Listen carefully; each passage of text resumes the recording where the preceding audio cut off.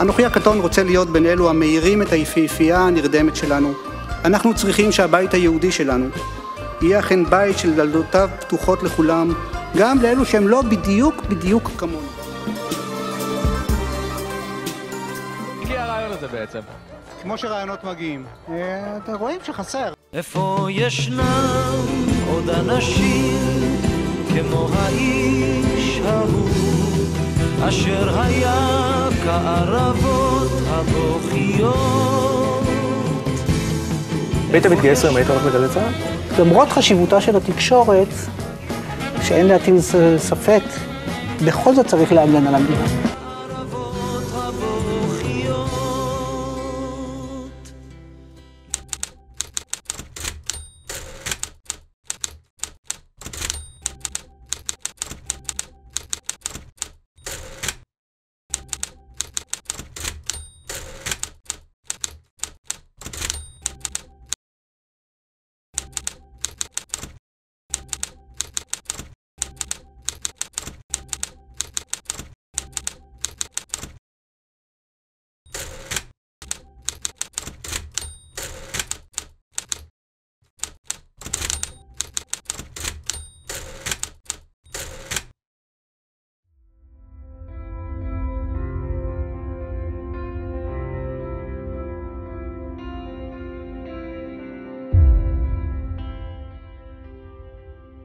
אבא, מה אתה מצייר? אני מצייר את מה שאני מבקש לראות. ומה אתה מבקש לראות? אני רוצה לראות ילדים שמחים, מאושרים, חוקרים. ילדים מובילים הם מקבלי החלטות, לא חוששים. אל תפחד לשנות, לנסות, אבל בשביל זה צריך להתחיל. גם אם זה משהו אחר, משהו אליו אתה לא רגיל. לא צריך הרבה אומץ, רק רצון ומחשבה. וכמובן הכי חשוב, שתהיה לך כוונה טובה.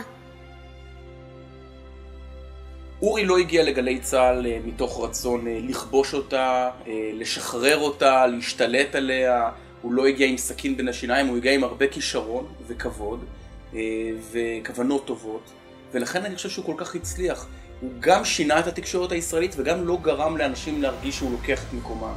ובמובן הזה הוא נתן קול להרבה מאוד אנשים בלי להשתיק את הקולות של אחרים. אני חושב שזה היה היתרון של אורי, וזה דבר שמאוד חסר מאז שהוא הלך. זה נראה כמו איזה עימות בין אנשים, רצוף לפעמים גם קצת כוחנות, ולא עם מספיק כוונות טובות. זו זכות ואחריות מאוד גדולה שהרשות בחרה לתת לנו דווקא את השם הזה, בית חינוך יוצר אורי אורבך. אורי איש השפה הכתובה והדבורה, מדבר וכותב לילדים, איש חינוך, איש של בית, איש של חמד. אורי בצניעותו פרץ דרך לרבים מאיתנו בציונות הדתית, ואנחנו מאמינים שכל ילד שמגיע לבית הספר יש לו חלום, יש לו משימה, הוא רוצה להגשים אותה, והוא יכול לפרוץ דרך בדיוק כמו אורי. דווקא בצניעות, דווקא בשקט, הוא הצליח להטביע חותם מאוד משמעותי כבוגר לציונות הדתית.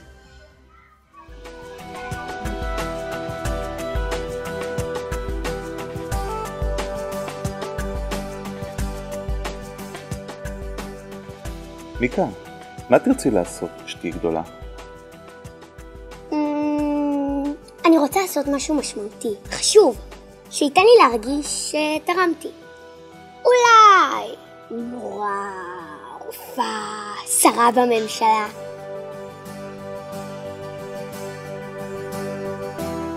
כשאתה עושה משהו שחשוב לך, הוא נעשה מכל הלב. מיד יראו והרגישו שאתה עושה כי אתה אוהב. שר לאזרחים ותיקים. פעם לא ידעתי שיש דבר כזה. כששמעתי על זה, החלטתי שאני רוצה להיות שר. לא כזה שיושב ומחליט על דף החלטות, אלא כזה שחשוב לו, את העולם הוא יכול לשנות. אורי אורבך, שאני כל כך מתגעגע אליו. אין דבר יותר מתאים מאשר לקרוא לבית ספר על שם אורי אורבך. לא מחלף, לא כביש, בית ספר. משום שהוא היה דמות ומופת של שליח ציבור בפני התיבה באופן אמיתי.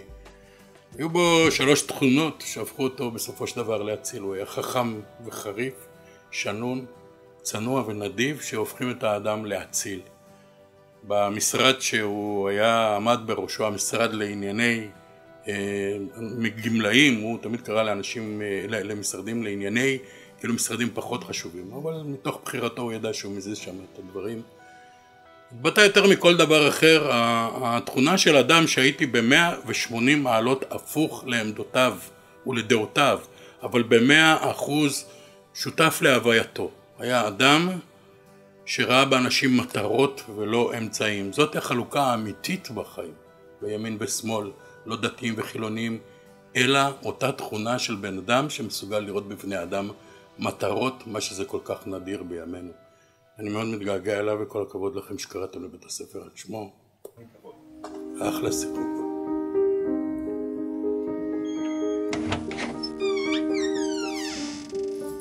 ויקה, אני רוצה לצייר לך פאזל. חלקים שייצרו יחד שלם. מה את אומרת? תצייר לי חלקים שונים. מחשבות אחרות, דעות, כיוונים, צבעים שונים. לחבר בין כולם זה יפה וחשוב. לתת לכל אחד את הידיעה שהוא שייך ואהוב. לא משנה אם הוא דתי או חילוני, לא משנה אם זה אתה או אני. הדעות שלי אחרות לחלוטין. אתה גורר לשמאל ואני לימין. כולנו ביחד, עם אחד, פרצופים, דעות שונות, וזה היופי המיוחד. אנחנו נמצאים באולפן ה' לשעבר בגלי צה"ל ביפו, ושנקרא היום על שמו של אורי אורבך, האולפן על שם אורי אורבך, עם הקריקטורה שלו כאן מאחורי, וזה המקום שבו אורי ואני הגשנו יחד במשך כמה שנים את המילה האחרונה. זה האולפן הכי שווה בתחנה, וברור שזה הגיוני שהוא יקרא על שם האיש הכי שווה בתחנה. הוא הגיע לפה, ולמרות שהוא היה מראה די חריג, גם דוס, גם ימני, זאת לא התחנה הכי דוסית, וגם יש שיגידו שהיא לא הכי ימנית, השתלב פה מצוין, הוא לא היה ביישן והוא לא היה מתנצל, והוא גם לא היה קיצ'י, הוא לא היה דוס מחמד, הוא היה פשוט בן אדם נחמד. עכשיו אם אתה נחמד אתה לא צריך ללכת על כל מיני פיוסים בעם, וכל מיני סיסמאות של קירוב לבבות, מספיק להיות נחמד. היה לנו אחד הג'ינגלים למילה האחרונה, היה כולם מדברים על הקרע בעם, אנחנו עושים אותו. שזה כמובן היה רעיון של אורי, אהבו אותו מאוד כאן בתחנה, עד שהוא החליט להיות בפוליטיקה זה איכשהו יותר שווה מה שאני ממש לא מבינה איך אפשר לוותר על רדיו בשביל קריירה פוליטית משגשגת. לא ברור לי בכלל.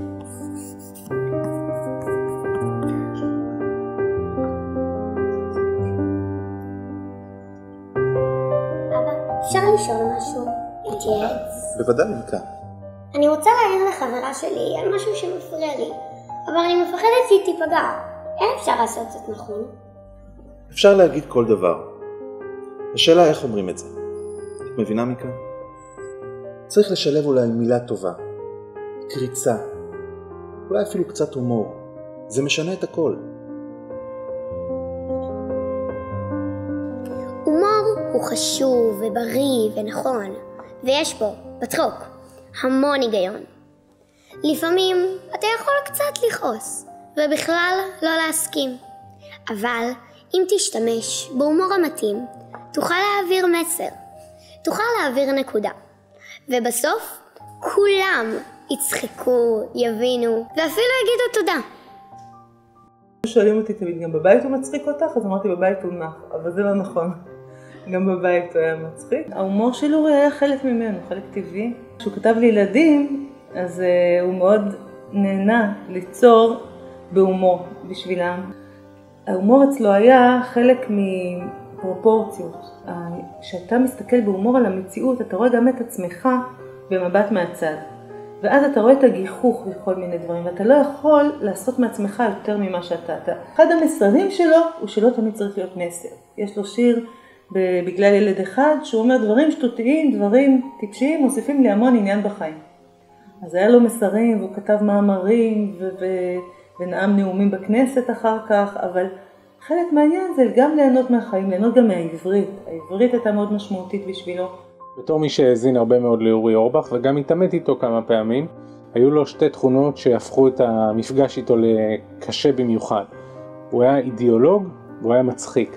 ואידיאולוגיה ומצחיק, כשזה הולך ביחד, זה קונה את הקהל. אחד היריבים האידיאולוגיים הקשים והחריפים ביותר שהיו. אבל גם בן אדם מקסים ונחמד וחכם, והקול שלו חסר היום בשיח הפוליטי והציבורי בישראל.